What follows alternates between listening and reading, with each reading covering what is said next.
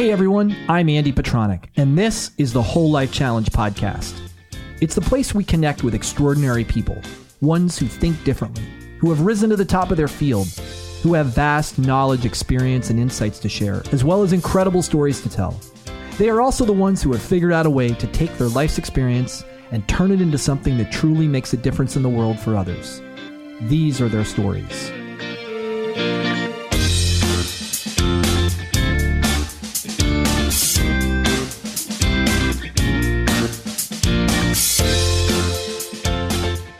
Hey everyone, and welcome back to another episode of the Whole Life Challenge podcast. It's Andy Tronic, and this is episode number 125. And something new, for the first time in 125 episodes, we have a sponsor. Yes, we have a sponsor that is sponsoring actually the entire Whole Life Challenge for the duration of the Whole Life Challenge. This episode is brought to you by The Good Kitchen. I've got to tell you that one of the best things I've ever done in my life, literally, well, in modern life, recent history, is to decide to get my meals delivered to me. Prepared meals are a game changer. They changed my life. They eliminate the decision making I have to make. Where do I go for lunch? Are the ingredients that I'm having compliant if I'm in the Whole Life Challenge? Are they healthy? Are they going to make me feel good? I get to release all of those decisions, and man, it's so helpful. I usually use them for lunch, but the Good Kitchen will supply you breakfast, lunch, or dinner, and they're awesome. And by the way, if you place your order now, while the Whole Life Challenge is going on, you can get 15% off your first order. You use the link thegoodkitchen.com/WLC. And I'll put that up in the show notes as well. So it's great to have a sponsor. And let's get on to the episode. I'm really excited about our lineup of guests. I said that last week, and I'm still excited about our lineup of guests. Today is a really special one for me. It's with Dr. Jason Fung. He's a nephrologist. He's the author of the best-selling Obesity Code. He's an expert in intermittent fasting and insulin control. He's a fantastic guest. I'll tell you a little bit more about him in a minute. Next up after him is Drew Logan. He's one of the only people in the world, actually he might be the only person in the world to have died 3 times in one night. Pretty incredible story. And he's a fitness coach, and he's written a book called 25 Days. It was his system for helping him with his memory loss after these near-death experiences. So it's a really cool story, and he's a great guest. Then I have the founder of The Good Kitchen, believe it or not. Her name is Amber Lewis, and she's going to talk all about entrepreneurship, sustainability, the sourcing of food.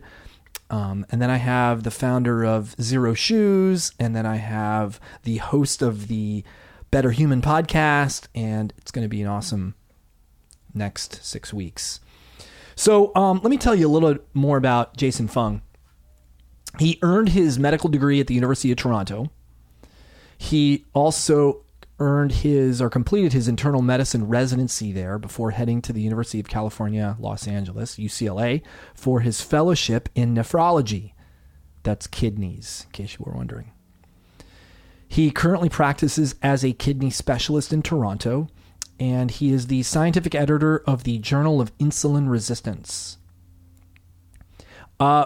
His story really is about his experience treating thousands of patients for kidney disease. And for a lot of the people that he sees are obese or they have significant weight issues. And it became clear to him in treating these patients that the epidemic of type 2 diabetes was getting worse. And the prevailing dietary recommendations to reduce dietary fat, reduce calories, were just not working. They just didn't work. He founded the Intensive Dietary Management Program to provide a unique treatment for type 2 diabetes and obesity. And he talks all about in this episode what is different about the recommendations that he gives. He's not worried about caloric balance. He's not worried about excess fat in the diet. He's worried about the things that affect insulin levels. And it's the chronic elevated insulin levels that are the big problem with people and obesity and type 2 diabetes. The conversation is wide and varied. I ask him a lot of questions about, how did he come upon this? How did he figure this out? How did he decide that he wanted to kind of go out on a limb and be one of the only people in the world talking about this against the stream, against the current?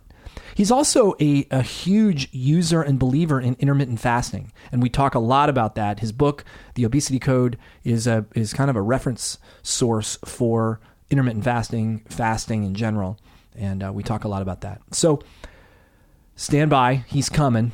But next up is the fan of the week. I'm going to read a review from iTunes from my birthday, December 13th, 2017, that I haven't read before. He's my fan of the week. His name is Will Word for Food. And here's his review. Andy does a fantastic job of hosting interesting people from all walks of life. So far, these podcasts have been a factor in my own self-improvement, which can also be shared with others. Just pick one and get started. You're sure to be drawn in and want more. One other aspect that I'd like to point out is how good of a listener and conversationalist Andy is. He doesn't interrupt or talk over his guests constantly like some other podcasts I've heard, and he has good timing with even better questions and topics.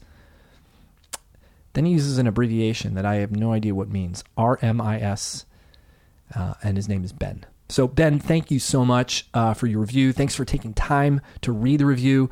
If you're a new listener and have never heard me say this, reviews are really what it's all about, written reviews. If you like the podcast, if you get something out of what we're doing, the people we're talking to, if you're learning new things, please go to iTunes and leave a review. The link is bit.ly/WLC-podcast. I would be very, very grateful if you do. And Ben, by the way, if you hear this, send me an email at podcast@wholelifechallenge.com and I will send you a t-shirt. So thanks again. And yeah. Last but not least, the Whole Life Challenge is going on. And we're a couple of weeks in now, and you should be kind of getting the swing of things. Maybe we're not a couple weeks in, we're a week in. My team is called Getting Out of the Comfort Zone. By the way, if you'd like to join it, you're welcome. You can do a search for the word comfort and you'll find it right away. And you're welcome to join us. And week 2 of the challenge is still I'm kind of operating on excitement and it's not too difficult yet. Although I've been struggling with getting in my well-being practice, which is breathing this week. So I'm planning on raising the bar on that for the remainder of the week. But as always, if you've got a question or you want to reach out, you can reach me at podcast@wholelifechallenge.com, or you can find me on Instagram, Facebook, or Twitter. My handle is very simple, @AndyPetronic. So let's get on with the episode. It's enough of me talking. Episode 125 with the one, the only Dr. Jason Fung. All right. So, Dr. Jason Fung, welcome to the Whole Life Podcast. Oh, thanks for having me.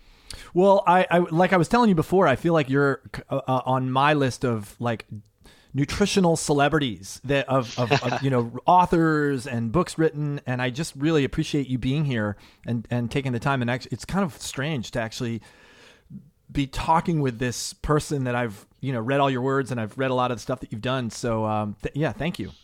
Oh. Thanks for having me on. It's great to be here. So, I guess, like diving right in, one of my first questions was, was there an aha moment that you had that, what am I trying to say? Where you were aware that the stuff you had learned in medical school and the stuff you learned in traditional as a traditional trained nephrologist and doctor wasn't working, wasn't right? Was there, what was that? Yeah, the it was probably around 2008 or so. So what had happened was that there's a lot of studies of the Atkins diet. Somewhere around 2000 they started because it was very popular, getting into about 99 to 2000. Right. So I knew some people who had done the Atkins diet and they did very well. But the doctors hated it. They thought it was like the worst thing, all this fat and all this sort of stuff. They thought it was terrible. So there's a number of studies that got started right around that time to sort of prove that the Atkins diet was going to like kill you. So those all started coming out around 2007, 2008. And they got published in the New England Journal of Medicine, which is really sort of the top medical journal for doctors.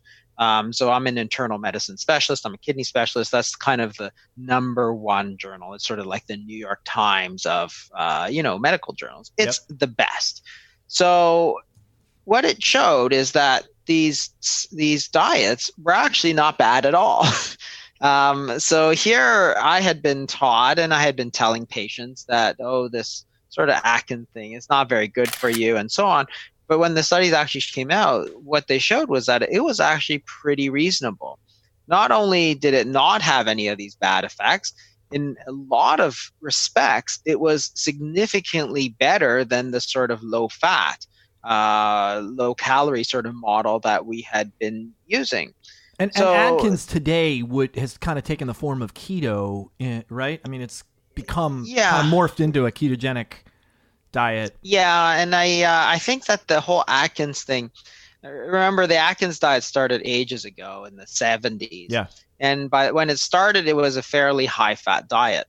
As the sort of low-fat craze hit, it sort of changed a little bit to more of a high-protein diet.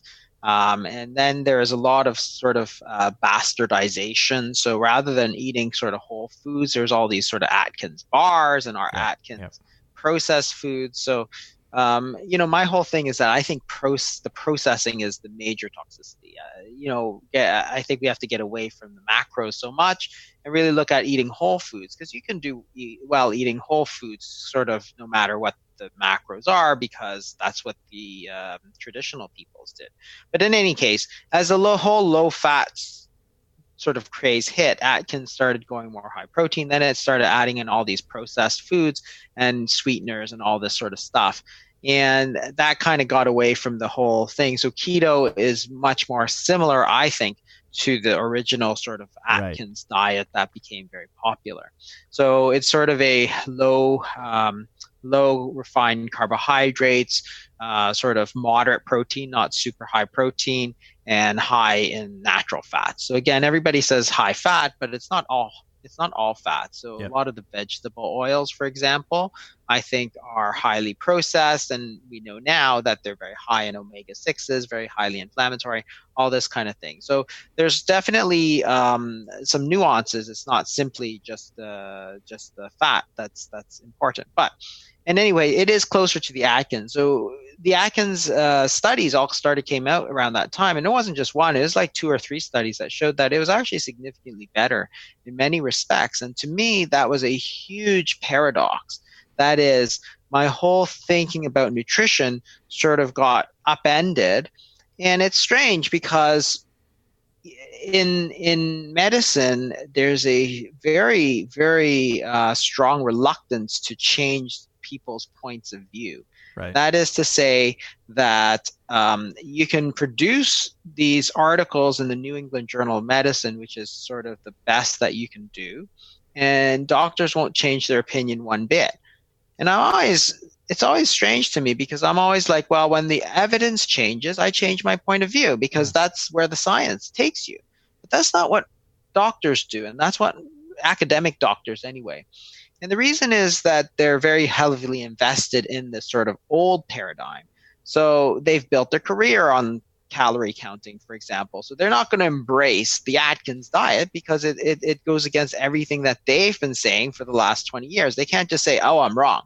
I can say that because I have nothing invested in that. I haven't written papers. I didn't build my career on counting calories in the low fat model. So to me, it's like, wow, this is really, really interesting because didn't Tim Noakes do that? And he got into all kinds of hot water in South Africa. I mean, that was it wasn't. Yeah, I mean, the hot water was sort of a trumped up sort of sort of a witch hunt against him. Totally, but he did. I mean, he had the courage to do exactly what you're talking about doing. Well, exactly, and and that shows true courage because he did build his whole sort of career on eating lots of carbs for athletes, sort of thing. Then he said, you know what, I was wrong. Yep. And to be able to say that is sort of the mark of a true scientist. And most people, unfortunately, don't have that courage. They simply stick to their guns and just try and shout everybody else down. So people who are invested in this low-fat model, for example, in the 1990s, early 2000s, you got to remember that all fat was bad for you. So avocados were terrible for you. Right. Olive oil was horrible. Nuts, terrible, high in fat.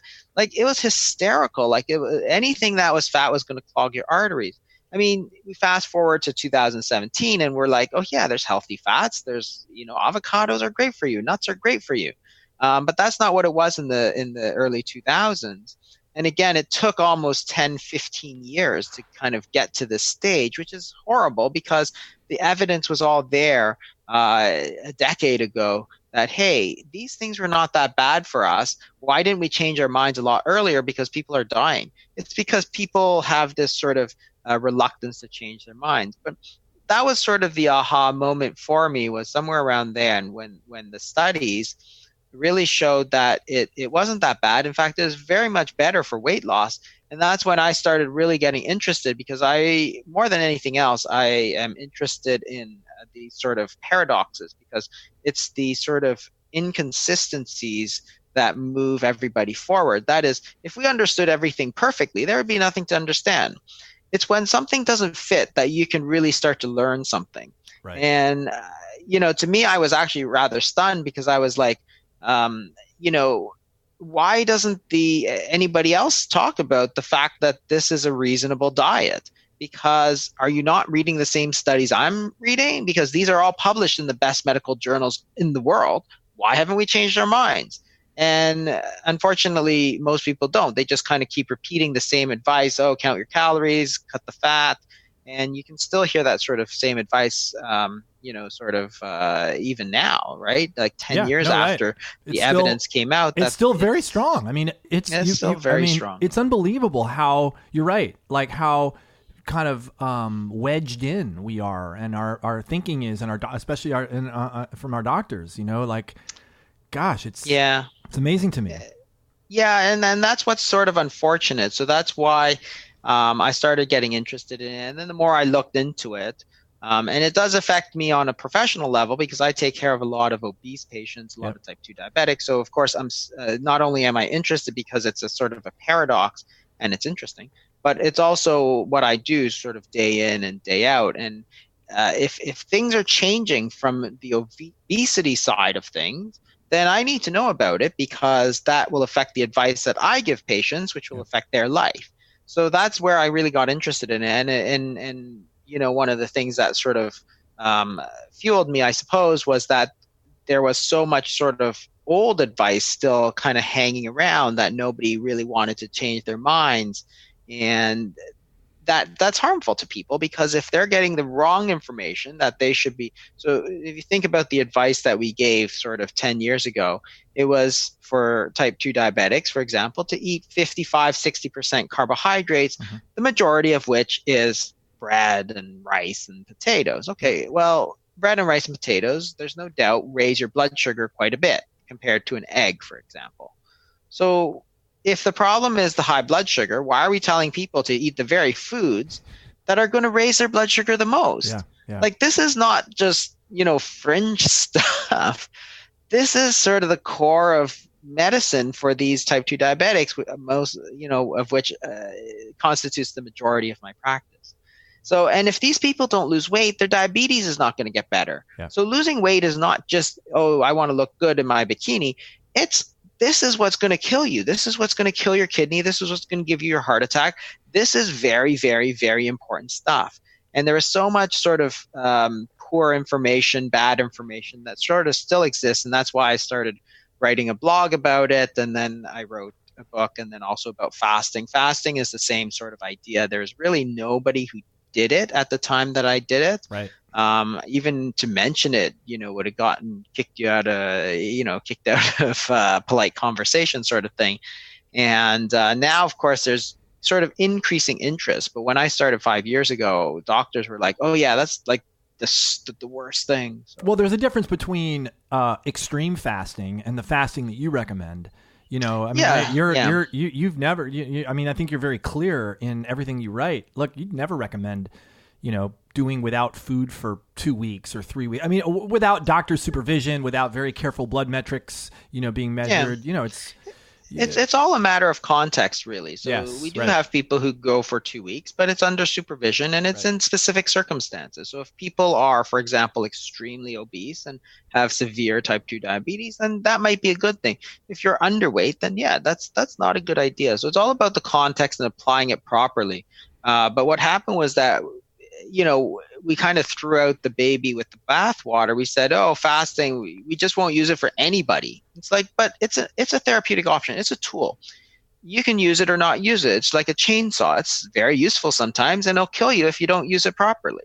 So the point is that it's not the tool that's the problem. It's having the knowledge to apply it. Yeah. And there is simply no knowledge out there. There is like nothing out there to guide people if they wanted to use it, to even for doctors to understand what is it about fasting that's really so good or so bad for you. And the studies that I wound up looking at are all like 30 years old, 40 years old. So, and again, the way you apply it is very important. So we use a lot of intermittent fasting, which is sort of short-term fast. I mean, people think fasting for more than sort of 8 hours is extreme these days. Yep. With all the advice to eat 6 times a day. It's like, okay, and these sort of things again. Well, I loved it. I loved in your book when you said, your mom was right.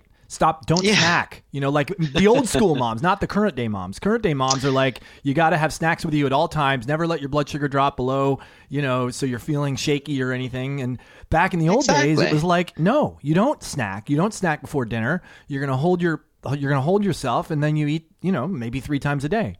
Exactly. And the truth is that eating 6 times a day, nobody ever gave that advice to anybody. There was no science behind that sort of suggestion. It just got sort of repeated enough that people believed it, and probably pushed very hard by food companies that, oh yeah, you should eat 6 times a day. Right. Well, why don't you ask your grandmother if she ate 6 times a day? She's like, man, I had work to do. Yeah. Like, who's going to sit around the kitchen eating all day?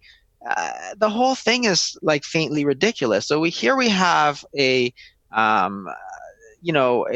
strategy, a dietary strategy, eating 6 times a day that has never been used in the history of mankind. Okay. Because everybody has work to do. You don't want to just hang around and think about food all day because you're working. You're out in the fields, you're plowing, you're hunting, you're gathering, whatever it is you're doing, you have work to do. So here we have a dietary strategy which has never been used before. There's no science behind it. There's no studies that prove that it works. There's no science to even show that it's even in any way beneficial. So completely untested, and goes from, the fringe to, oh, this is what we teach everybody in the United States and Canada. Because you look at schools, for example, like, my son's school is no different. There's breakfast. You eat breakfast at home. You have your mid-morning snack. You have your lunch. You have an after-school snack. And then you have your dinner. And then if you play soccer, you have a snack in between the halves. Yep. It's like, okay, when we used to play soccer, we just went out and played soccer. Right.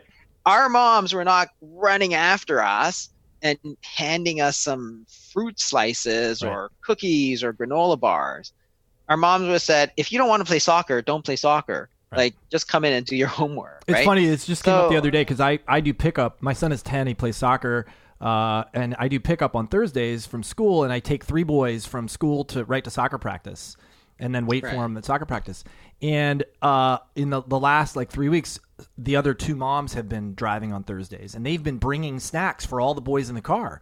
And I told my son, I'm like, look, you need to tell your buddies, I don't do snacks. Like if they want snacks, if they feel like they have to have snacks, they can bring them. But dad doesn't do snacks for the kids, and I not because I'm a jerk, but or because I don't think they might be hungry. First of all, I don't think that way. I don't think necessarily around snacks, but I think they should be responsible for themselves, first of all. Secondly, I don't think they need them. I don't think they need them. Right. Who, do you, when, you play soccer and when you play sports, who is hungry when they play sports? Nobody. Right. You get into the game, you're into the game. Who is hungry? Right. I don't think any of those kids are hungry at all. There's no reason to have a snack in between the halves. Well, and if you didn't, and the attitude before was, if you're hungry at dinner time, then you should have eaten more at lunch. Now the attitude is, wow, you can go get a cracker or some granola bars with sugar and, raisins and stuff, lots of sugar.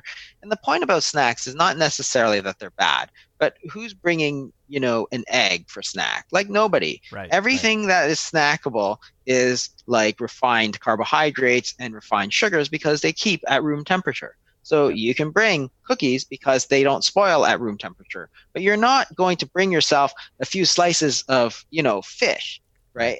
Right. And that's the whole point. You're way better off from a health standpoint eating fish than eating chocolate chip cookies. But nobody's ever going to bring some fish to the car. Right, open a can of sardines or something. Exactly. It's yeah. I bring a can of sardines on mountain bike rides now, and usually I don't have them. Usually I don't get hungry enough to eat, but it's my emergency food because it's perfect. Yeah. It's a little bit of protein. It's full of fat. It's it'll provide me incredible nourishment for the remainder of a ride if I get famished. But I'm not popular when I open the can and run my friends because it stinks to high heaven. But yeah, exactly.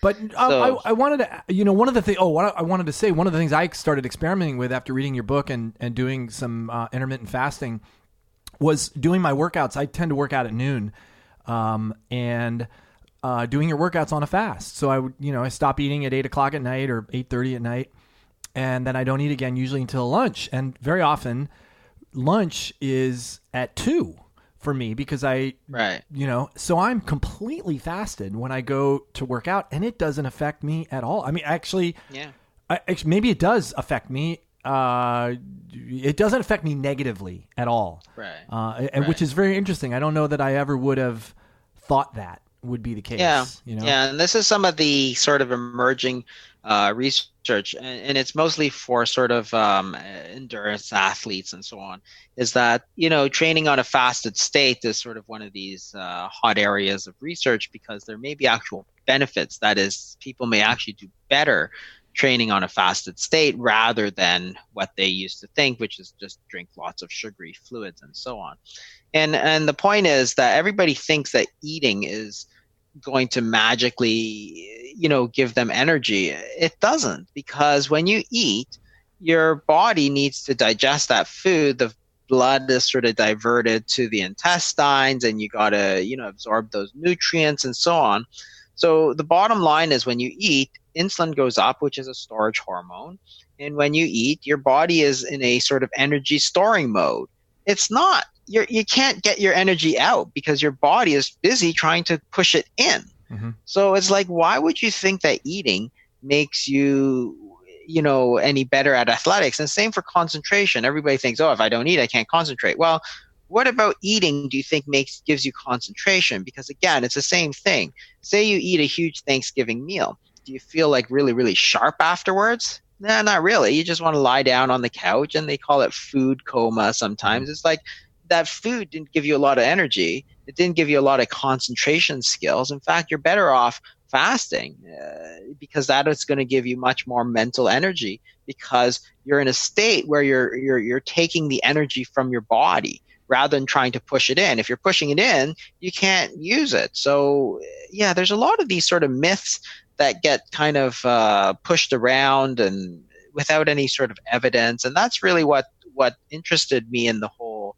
sort of topic, was that there's just so much sort of bad information out there that's somebody makes it up and somebody thinks that it sounds good, so it just gets propagated sort of. It's interesting because another story like this that came up in one of my very early on podcasts was the story about icing and icing wounds and icing for inflammation reduction, and how that is it's a very similar story back in the 60s that where ice became this myth without any testing, without any scientific evidence, and now you can't really talk to somebody that doesn't think that the first thing you should do if you sprain your ankle is put ice on it. Where before the 60s, it was, walk it off or run it off or move it, keep moving it. And it's just I don't want to go down that wormhole because that's a whole nother wormhole. But it's very interesting how those things become generally accepted truths, that everybody just knows. Oh, you put ice on things. Oh, you make sure you eat 6 times a day and you never get hungry. It is kind of bad, but it just shows you the sort of power of advertising and so on, because there's a lot of people that are interested, of course, in promoting sort of snacks, like the snack food companies. Obviously, they want to sell products, so they're going to make you try to believe that it's healthy. And there's a lot of sort of insidious ways other than direct advertising. They sponsor a lot of, say, doctors' events and nutritionist events where they teach doctors and nutritionists why it's good to eat 6 times a day. Mm-hmm. But, obviously they're very biased. But then it's easy to convince them because they've had sort of decades of momentum and nobody's ever stopped them. And there's this whole thing about calories. Same thing with calories. Calories is like the most useless concept, truthfully.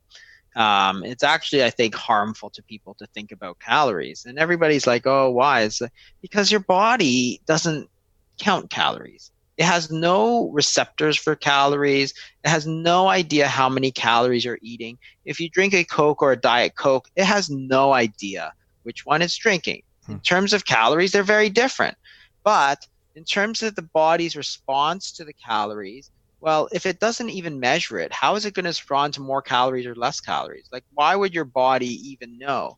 Right. So this is the whole thing, is that the calories model was, again, pushed by a lot of, we know that Coca-Cola, for example, was a huge pusher of the calorie model. Mm-hmm. They call it energy balance because they want to give it sort of this sheen of respectability. But the whole thing is that they are selling sugary beverages, which are highly fattening. And there's a number of reasons why sugar in particular is highly fattening. And this is something your grandmother knew. If you eat a lot of sugar, eat a lot of candy, you're likely to gain weight. If you eat a lot of broccoli, you are not likely to gain weight. And that's sort of obvious. But the thing is that Coca-Cola doesn't like that. So it wants to promote the idea that you can drink Coca-Cola, then exercise. So try to equate everything. And calories is a very convenient way for them to sort of make that sort of connection. It's not physiologic. It has nothing to do with the human body. Can you talk a little bit about why that doesn't work? Because I think that's a really important topic that people are just not clear on. Why don't calories in and calories out? Why can't you exercise off the sugar that you eat? Yeah, because the whole thing is that the body has sort of several different compartments. Body fat is simply a storage form of energy. And you have food energy that you take in and you store some of it. The problem is not that you take in too much or too little. The problem is that the body allocates too much to the body fat. That is to say, suppose you have somebody who is overweight. They're carrying hundreds of thousands of calories of food energy in their body fat. So then you say, well, it's a problem because you put in too much. It's like, well, but why? The question is not that. The question is, why is he putting in too much? Why can't you simply take those calories from your body fat and use them? Because that's what we wanted to do, and that's what it's for. And the answer is, well, obviously there's a disease state here. It's something is out of whack, but what is out of whack? What is out of whack, of course, is that insulin is too high. Insulin tells your body to store body fat. So even if you were to eat less food, your body's still going to store it. So what I mean is that the way that the body responds is through hormones, not through calories. So calories is a concept from physics. It's not a concept from physiology. If you have insulin, if I simply inject you with insulin, your body will store food energy because that's the instructions that it hears.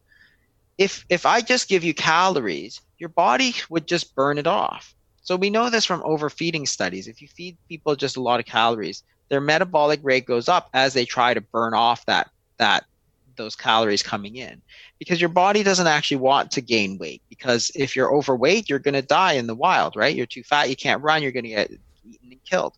So our body has actually very strong mechanisms to prevent weight gain. But clearly we've overridden them because everybody's overweight. And the reason is that the insulin is what tells our body to store fat. What raises insulin more than anything else is refined carbohydrates, but also by constantly eating, you're constantly stimulating insulin. So you're keeping insulin very high. So now let's take a situation, for example, where you're eating 2,000 calories and you're burning 2,000 calories, right? So kind of an average situation. Now you drop yourself down to 1,500 calories because you want to lose weight. What you do is but you don't lower your insulin levels because you're eating a low fat diet, you're eating 6 times a day, your insulin is staying high. Well, your body is still getting the instructions to store food energy. So basically it has no access to the fat stores because it's trying to push the energy inwards, not outwards. You can either store energy or you can burn energy, right? But you can't do both at the same time because it doesn't make any sense. So therefore, you don't have access to those fat stores because insulin is high.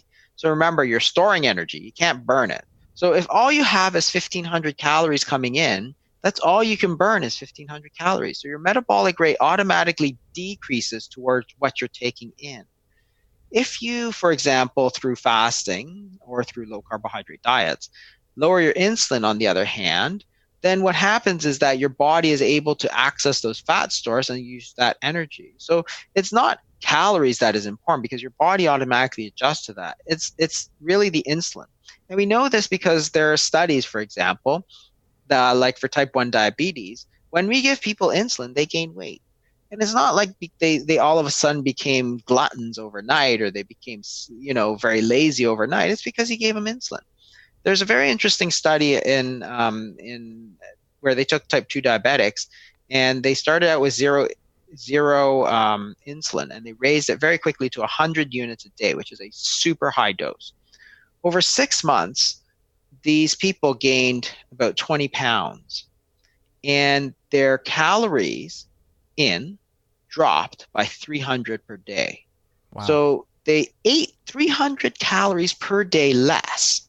So according to this calories in, calories out model, you should be losing a pound a week sort of thing. But you weren't. Instead, you're almost gaining. You're gaining 20 pounds over that time.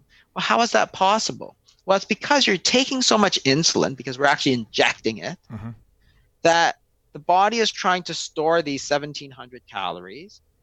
In order to store energy, you have to drop your metabolic rate from 2,000 down to, say, 1,500. So now you're burning 1,500 but taking in 1,700.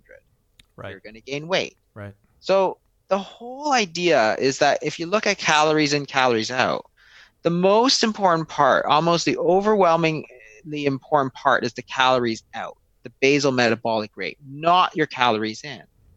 But we pretend like the calories out, the basal metabolic rate, is stable over time. It is not. It can go up or down by like 40, 50%. And that's why, and they did the same for The Biggest Loser. So they took all these contestants from The Biggest Loser and they measured their metabolic rate as they were losing weight. And sure enough, it dropped. It kept dropping. So for example, one poor fella, he was burning 3,400 calories a day. That was his metabolic expenditure.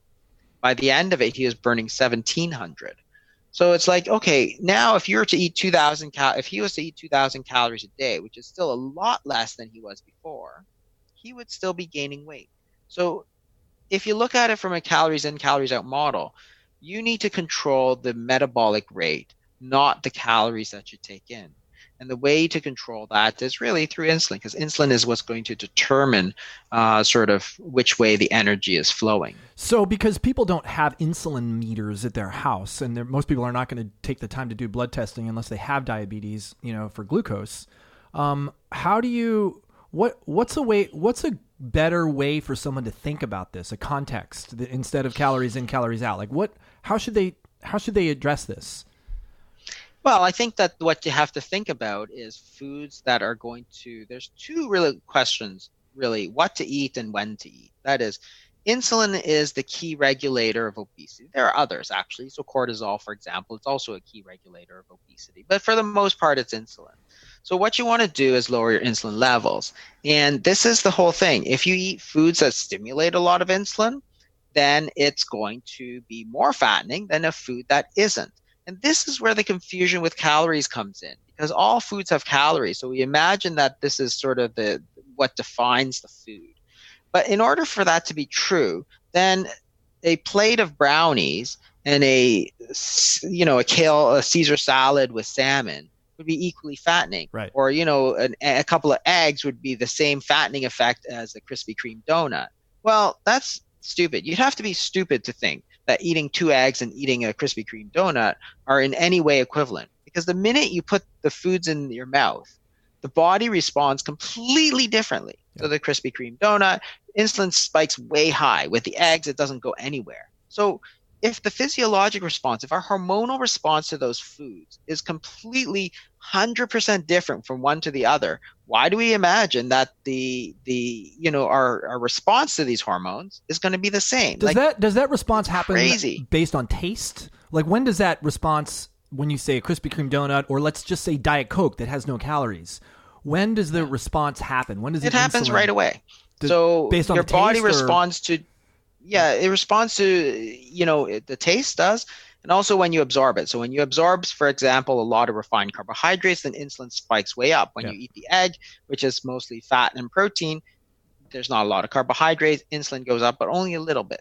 So all foods, unless you're eating pure fat, so unless you're drinking sort of pure olive oil kind of thing, which nobody really does to a significant extent, all foods stimulate insulin to varying degrees.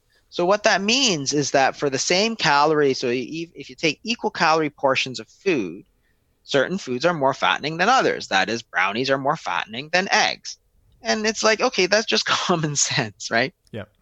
And this is what always gets me, is that we get to a concept like calories and we abandon all our common sense. It's like, you can eat donuts for dinner. It's like, you cannot eat donuts for dinner. And then we try and make up all kinds of reasons why you can eat donuts for dinner, because it's the same number of calories as that kale salad that you just ate, right? So sometimes salad has a significant amount of calories if you put dressing and so on. And it's like, well, I could have eaten, 3 donuts and it's the same. It's like, it's not the same. Right. Same amount of calories. So that's where the confusion comes in. Because the insulin effect. One of the meals that is probably the most notorious, I think, is breakfast. People think that they can have a bagel and a donut or cereal, breakfast cereal, or, and it's the same as having, it's actually better because you have less calories, because you don't have the egg or the omelet, and, it's fast, it's easy, they just reach into the pantry and pour themselves a bowl of cereal and have skim milk to go with it. And they think they're doing themselves a favor, and it's, I think that's a lot of advertising as well, because this whole breakfast industry, they have to sell their cereal. So it's a lot better for them to try and make people try to say, oh, breakfast is really important. And there's nothing intrinsically wrong with breakfast. Right. However, there's a big difference between eating a steak and egg or bacon and eggs and eating, a bowl of Frosted Flakes. Right. It's, as soon as you eat it, the body responds so differently between the two. I don't see how anybody who has a brain can think that the body responds the same to them. How is that even possible? We can measure the different responses in people, and it's not. And we've known about it for 50 years, and then everybody says, "Oh, a calorie is a calorie." I'm like, okay, well, that's got to be the dumbest thing ever, and that's really one of the reasons that I think everything gets confused, because you have a lot of people pushing this calorie model who are interested in sort of exonerating their product. That is Coca-Cola or, Frosted Flakes or whatever. They want you to think that eating sugar and refined carbohydrates is the same as eating sort of eggs or avocados. It's like, no. And then they try and say, well, it's the vitamins. So we stuck a bunch of vitamins in our Frosted Flakes, so it's the same. It's like, no. They're completely different. So that's where the confusion between insulin and calories comes in, because all foods to some extent, are stimulating to insulin. So you have to kind of. So what we were talking about before is you said there were two critical elements: what to eat and when to eat. And it sounds like the thing that should be going through people's heads around what to eat is how does this food impact my blood glucose and my insulin levels? How is not the blood glucose, the insulin? Because just certain insulin. things, Okay. Yeah, it's just insulin, and that's where some of this confusion also happens, because then you get into something called the carbohydrate insulin hypothesis. So insulin is very stimulating to body weight, because it's what tells people to gain weight. Right? If I give you insulin, you'll gain weight, and it's a well-known side effect of the medication. So insulin causes weight gain, but you can't. But there's a lot of things that go into the insulin. Like, it's not simply the amount of carbohydrates that you eat. So if you eat whole unrefined carbohydrates, you can still have very low insulin levels. So they did a study on this sort of traditional people in the South Pacific called the Catavans, and they ate like a 70% carbohydrate meal. And when they measured their serum insulin levels, they're about the 5th percentile compared to a Swedish population. Wow. That is, the average Katavan had a serum insulin level that was about, lower than 95% of the average sort of Western population. So yes, you can eat a lot of carbohydrates and still have a very low insulin levels. So then if it's not simply the amount of carbohydrates, then you have to say, well, what are all the things that are important for this insulin response? So there's sugar, like fructose, which is the specific sugar in sugar. That is, there's glucose and there's fructose. When you eat refined carbohydrates like bread, it's mostly glucose. When you eat table sugar, it's a combination between glucose and fructose.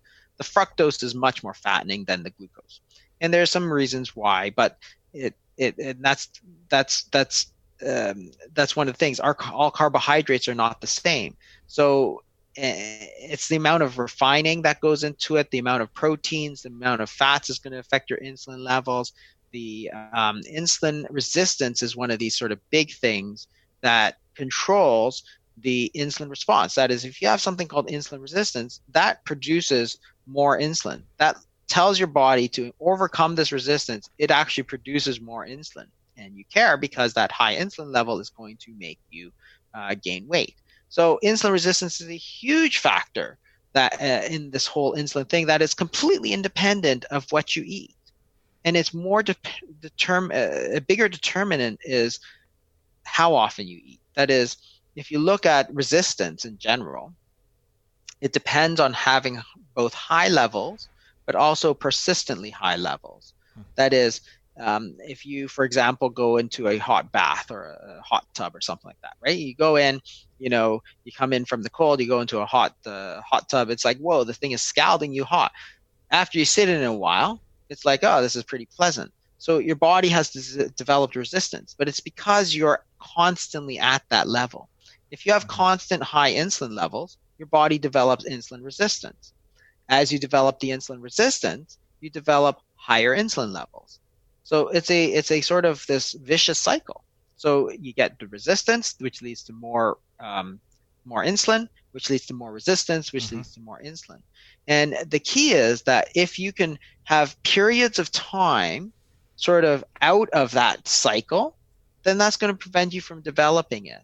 And that's like, if you're in the hot tub and you get out and then you go back in, it's hot again, right? But the temperature is exactly the same. Well, that's, it's popped into my head. The Russians have been doing this for centuries with their Russian baths and hot and cold therapy. I mean, it's not related at all to calories, but it is. I never really kind of thought of it before. They don't just sit in the sauna for 30 minutes. They do a contrast baths, they go into an Yeah. ice cold plunge and then go back into super hot and then ice cold plunge. And that's really this pumping mechanism of the blood moving, back and forth is similar to what you're talking about. Yeah, it's really to sort of reset the whole process. And if you go too far one way, you can reset it by going sort of the opposite way. So in this case, the problem is too much insulin, which leads to insulin resistance, which leads to more insulin. The way you reset it, have periods of very low insulin. And what's that? Well, the lowest you can go is fasting. Right. Because when you don't eat for a period of time, you're going to reset that. So instead of developing more and more resistance, you reset it. And then you reset it. And it should be done every day. So the very word breakfast is the meal that breaks your fast, which means that you should be fasting every day because you can't break your fast unless you're fasting. Right. And this is what people used to do. Right. So you would feed and you would fast. So you would eat during the day, and then after 7 o'clock p.m., you wouldn't eat again until, say, 7 a.m., 8 a.m., breakfast time. Is that That's enough like 12, time? 13 hours. Is that enough What's time to have an impact? Is that if you do it every day, then it's going to keep you in balance. If your feeding and fasting are in balance, so during the feeding period of time, you store food energy. During the fasting period of time, you're pulling out that food energy. If you stay in balance, you're going to do a lot better. Is it enough to lose weight? Maybe not, because you're just in balance, right? But if you're now to try and skew things the other way with more fasting, then you're going to start pushing into the other direction and then getting into the weight loss. Because when that's where you can kind of push that envelope and you can say, okay, instead of 12 hours, I'm going to try 14 hours or 16 or 24 or 36 or 7 days. Like there's all these different ways to do it, and there's no sort of right or wrong answers. But on the other hand, it's understanding that it's really about the insulin, not about the calories, because everybody thinks, fasting is about 0 calories. It's like, no, it has nothing to do with that. Fasting is about the period of time. It's about the time that you're not eating. It has nothing to do with the calories. And somebody always says, well, if I eat 2,000 calories all in one meal, isn't that the same as eating 2,000 calories throughout the day? I'm like, no, it's completely different. That's like walking across a river that on average is 1 foot deep. It's like you can drown because everything could be like inches and then suddenly you're in, 10 foot deep of water. The average might be, 3 inches deep. You're still going to die. It's the same thing. Eating constantly throughout the day is not physiologic. It's not what your body wants to do, because every time you eat, your insulin goes up. So you keep pumping that insulin level up. And so you keep telling your body, store fat, store fat, store fat. Remember, that's insulin's job. You eat, you store fat, because when you don't eat, like you're sleeping, insulin falls, you tell your body, hey, pull that fat back out. So if you tell your body constantly to store fat, guess what? Over time, you're going to gain fat. So in that example, you'd be better off, it sounds like, eating the 2,000 calorie meal once a day and not eating again. Like, I mean, yeah, I mean, I don't know hopefully that's not Hardee's, or McDonald's, but yeah, be better off doing that than spreading it out over the course of 12 hours. I think so. If you're going to eat, say you're going to eat, a certain amount of food, I think you would do better eating it all in one meal than taking it sort of a little bit over the whole day. Right. However, what happens, of course, when you are eating a single meal a day is that meal tends to be bigger, but it tends not to be as much as if you were taking it throughout the day. So, one of the things is that if you're trying to lose weight, for example, don't eat when you're not hungry, because you're better off skipping it and waiting until you are hungry. Right. Because what's the point of eating if you're not hungry? But we get into these, and it's funny because children understand this.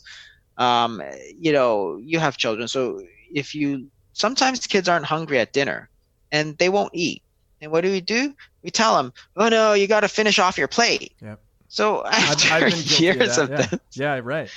We're like, okay, we got to eat everything on our plates, whether we're hungry or not. We eat at 6 o'clock.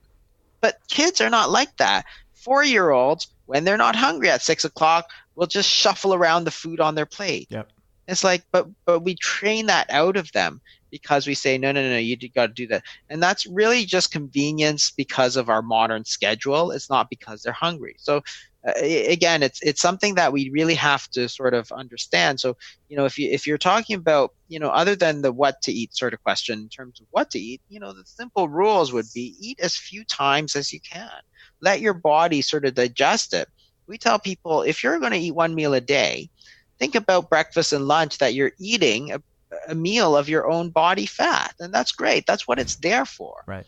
Don't eat if you're not hungry. If you're not hungry at 8 a.m. in the morning, why would you start shoving cornflakes into your mouth? Right. Like that doesn't even make any sense at all. Well, we've been ingrained with this notion that breakfast is the most important meal of the day, and you got to start the day to be healthy with a good breakfast. I mean, I think that's what has gone. I mean, that's what I grew up with. That's exactly what people get told. But the truth is, again, that your body already does that for you. So if you look at what happens to your body before you wake up, just before you wake up, your body actually has a surge of hormones called a counter-regulatory surge, which actually pushes out glucose into the system. That's the reason that if you look at circadian rhythm studies of normal human beings, the time of day that is people are least hungry is 8 a.m. And that's also the time of day the longest from when you've eaten. So on average, people ate dinner and it was like 10 hours since they last ate, yet they're the least hungry. Why is that? That shouldn't be. But it is, because your body is pulling out energy from your fat stores, from your liver, so you're not hungry. And your body's like, why do I have to eat? I'm pulling all this energy back from my liver from the night before, from lunch before, from breakfast the previous day. I don't need to eat. I'm good. So you don't need it to get you started. And for years in Europe, people would just drink a cup of coffee and go to work, sort of thing. Well, let me ask you about, it's funny you say that. Let me ask you quickly, because it's been a thought on my mind for a long time, if I put butter in my coffee, or like whole whipping cream, or some really dense fatty additive to my coffee, does it negatively affect the fast? Does it cause the fast to be invalid if that's what I do until noon? No, and this is very popular, the sort of bulletproof coffee. And what it is it's really like a hack. So fasting is really about the time that you don't eat. So technically it's a variation of a fast. Yeah. But the whole benefits in terms of weight loss is by lowering insulin levels. So what happens is that if you put a lot of butter or MCT oil in your coffee, what you do is you put almost pure fat in. You get a lot of calories, but almost no insulin effect. So remember, you're still keeping your insulin levels low, even though you've got 500 calories from your bulletproof coffee. So it works for some people, and physiologically, it's good. It's like a hack. It's not quite natural, but you can get great results from these sort of fat fasts, for example. Right. And it's by understanding that it's really the insulin response, not the calories, that determine the effect. So if you're fasting and your insulin levels are being driven down and you take this bulletproof coffee with a ton of fat in it, your insulin levels are still going to be low. So great. You might get very good results from that. And if it helps you during the fasting, then lots of people have done well. And that's why it's so popular these days, because people have found that, hey, this actually works pretty well. You get all these people poo-pooing it, saying, oh, this and that. But it's like, there's nothing wrong with it. If that's what works for you, then that's what works for you. Yeah, if you prefer to just eat a pat of butter, you don't have to put it in your coffee. You could just have that as well, if that worked for you. Yeah, or you could just go without. I mean, either one is fine. I mean, the point is to see where what gives you the best results. But it makes a lot of sense to me. This whole sort of fast variation, bulletproof coffee, cream in your coffee, sort of thing. To me, this makes a lot of sense. It actually, to me, seems like a pretty reasonable option for people. But not everybody does well. But a lot of people do. With type 2 diabetes, have you encountered a case where it's not possible through diet and through manipulation of eating times to control your blood sugar levels? I mean, are there, this just happened to a friend of mine, got diagnosed with type 2 diabetes. I couldn't understand why, because I know what he eats and I know when he eats and I know how he exercises, but he's getting these super high blood sugar levels at night.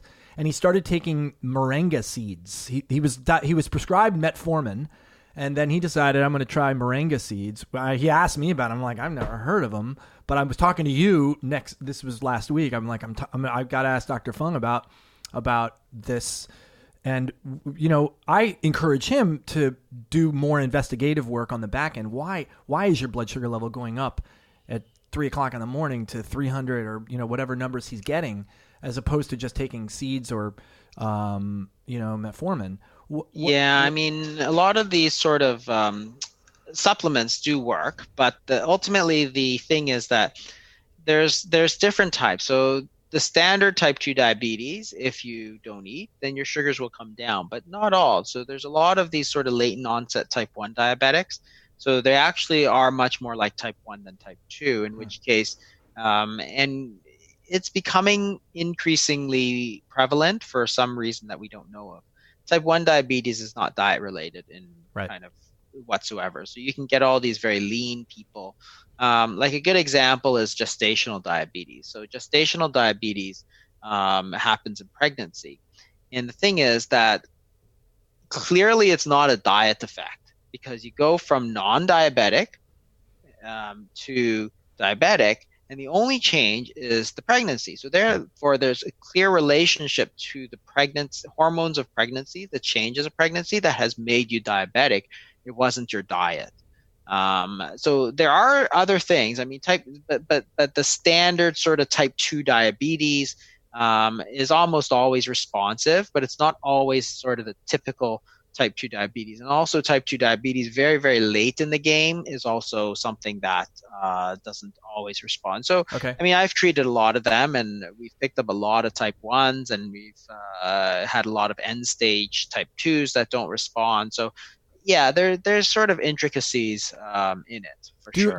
Is moringa seeds a supplement that you have used or know much about? Or I don't know much about it. A lot of people use things like berberine and bitter melon and things like that, cinnamon sometimes. And if you're testing it and it works, then good on you. I mean, depends on the side effects, and who knows what those are, but. Yeah. I mean, I don't think I'm not really against any of these things, but to me, it's more important to understand why, because if you don't treat the sort of root cause of the problem, then you never sort of fix it. And they're not always fixable. So type 1, if he's late in onset type 1, then it's not fixable for whatever. It may get better temporarily, but in the long term, you still may need some other treatments. How is fasting beneficial for people that don't have weight to lose? Well, there's a lot of other sort of benefits of fasting, and people, again, have sort of lost this sort of insight into what it is. But if you look back at sort of historically, from a spiritual sense, people have always used this fast as a sort of cleansing, a detox. It's this sort of idea that you're going to give your body sort of a spring cleaning. And what's really interesting about that idea of detoxification is that there seems to be more and more truth to it. That is, there's a process in the body called autophagy, which has become sort of very topical because the 2016 Nobel Prize for Medicine was awarded to some of the early research in autophagy. And what it is that when you don't eat, so your body has certain nutrient sensors. So as you sense food coming in, so insulin, for example, is a nutrient sensor. It senses that you're eating. And therefore, it tells your body to both store energy and it increases your growth pathways. That is, your body doesn't want to grow unless there's adequate nutrients coming in through your mouth. So if you are eating, then your body uses these nutrient sensors, which include both insulin and something called Mtor.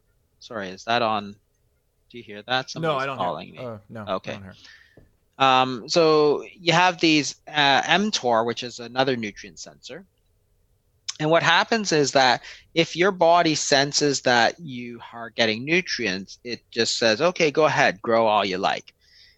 So when you don't eat, you turn off all these nutrient sensors, and then your body actually breaks down. There's a period of time where your body will break down proteins. And everybody thinks it's really bad, but it turns out it's actually a very good sort of cellular housekeeping mechanism.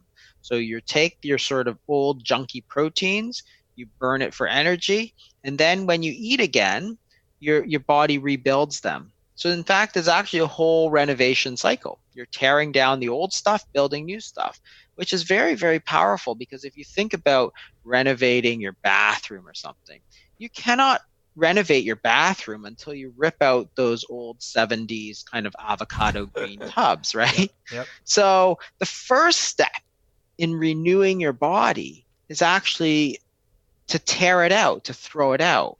If you kept it all there, if you kept the tub and the lime green toilets, you couldn't put a new one in. Yep. So this is how the body works. Our bone works the same way. You actually have to break down bone and then rebuild it in order to regenerate yourself. So autophagy is this very powerful mechanism which doesn't get activated unless you turn off all these nutrient sensors. So how long does it take to start that process? Is it a 24-hour, 36 hours? It's probably somewhere around 16 to 36 hours, somewhere in that range. It's not very well defined because the research is all new.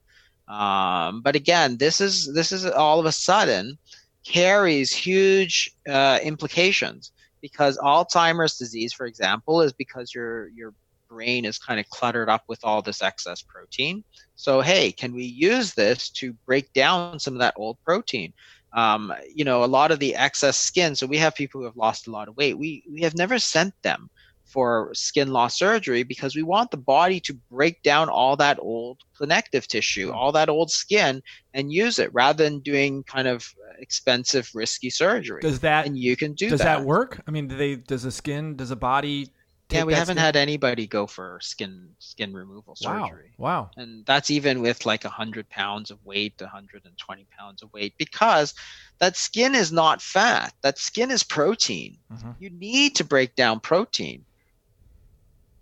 I think that what we have to do is sort of let your body burn it down, because you know that you can. If you look at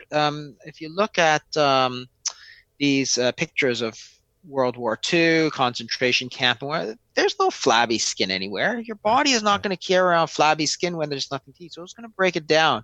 And the point is that when you eat again, it will build it again.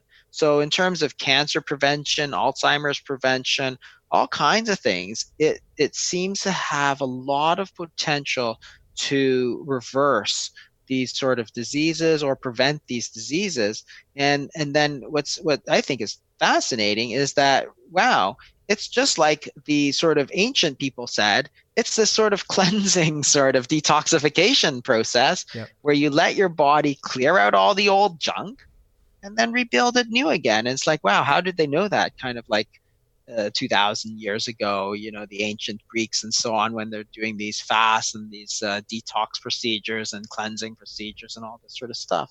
So really just a fascinating sort of world of, and it's more along the wellness spectrum. That is, maybe it's not something that you can use to treat disease, but it's a very powerful way to kind of stay healthy, sort of thing. Yep. Eating right, but also periods of time where you're just going to let your body clean itself out, clear out all that old junk, clear out all the old protein, clear out all the old glucose, and then start anew again. It's like a spring cleaning sort of for your body.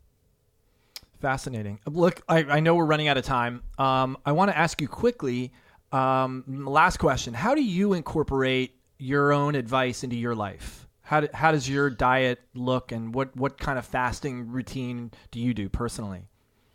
So personally, I use a lot of shorter fasts. So again, our sort of cardinal rule. So we have a clinic called the Intensive Dietary Management Program, and we try to individualize it with people. It's an online program. People can get help with their fasting and so on. So it's something that sort of our number one rule is fit it into your life, because it's something that you need to kind of incorporate into a lifestyle. So if you hate doing these long fasts, then don't do it, because you're not going to. Mm-hmm. If these long fasts totally disrupt your family schedule, then don't do it, because it's not going to work. So what I do a lot of is these shorter kind of 22, 24-hour fasts where I go from dinner to dinner, because if you skip breakfast and skip lunch, mostly nobody notices, because you're just working. Yep. So nobody even notices or cares, but you just fit it in. So you do it a couple of times a week and nobody notices. I do it more or less. And again, I think that the key is to kind of switch things up a bit. So there will be times like over the holidays, over over vacations where I'm not going to fast at all because, again, it's kind of disruptive to everything. And so I won't do it. And I'll usually gain some weight, and then I'll do it more when I get home. And it's like, it's fine. Like by the time I finish, it works out fine. And that's one of the things that, one of the things is having that support. People understand what you're doing.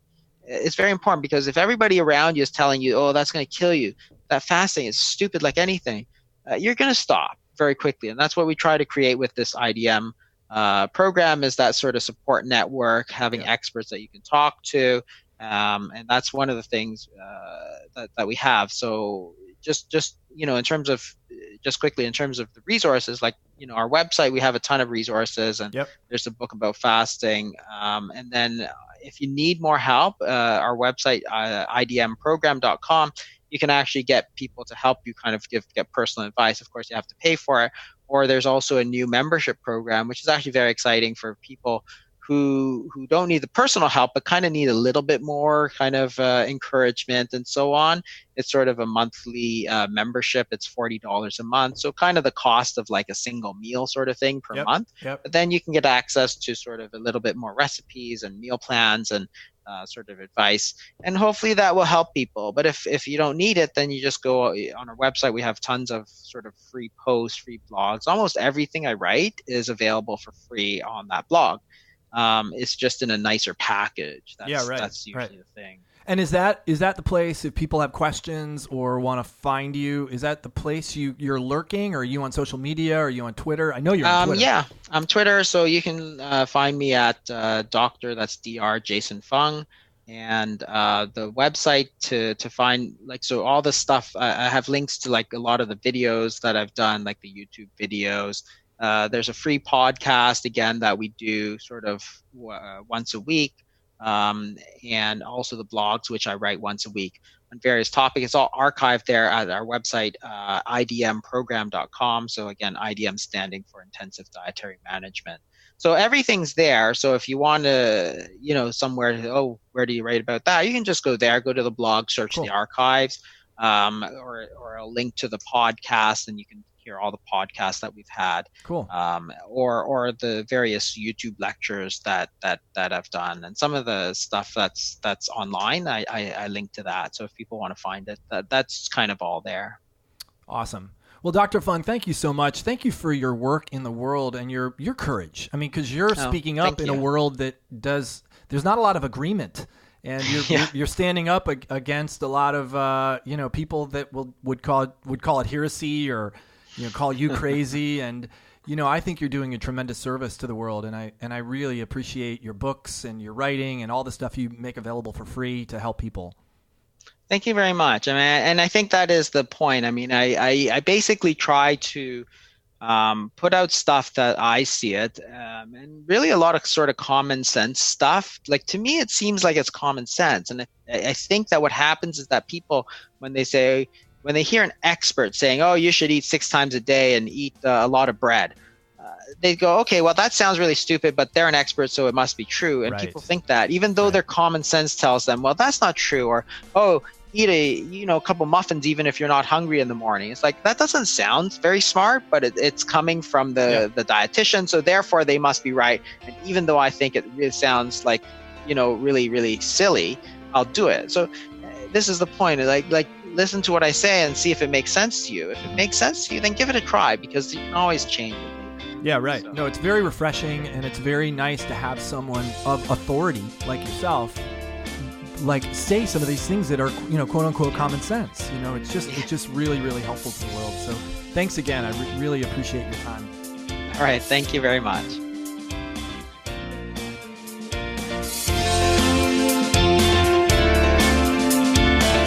The Whole Life Podcast is produced by our podcast team, Winslow Jenkins, Becca Borowski, and Ernie Hurtado.